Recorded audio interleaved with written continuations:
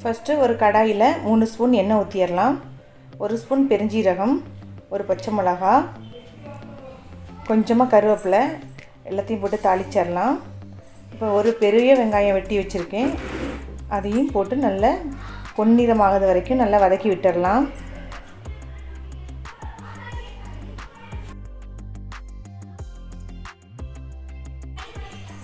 இப்போ பொன்னிறம் ஆயாச்சு.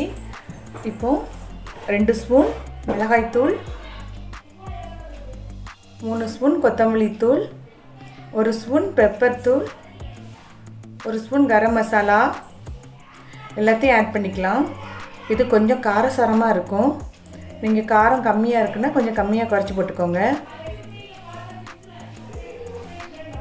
அதை லைட்டாக அந்த எண்ணெயில் வதக்கி விட்டுடலாம்.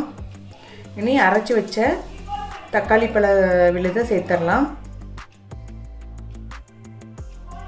சேர்த்துட்டு அதையும் நல்லா வதக்கிடலாம்.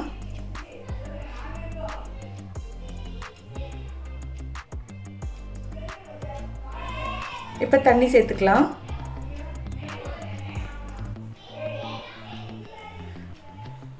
சேர்த்துட்டு நல்லா கலந்து விட்டுடலாம்.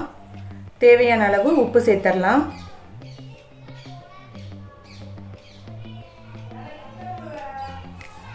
இப்போ அவிச்சு வச்ச முட்டையை 1 by 1 சேர்த்துக்கோங்க.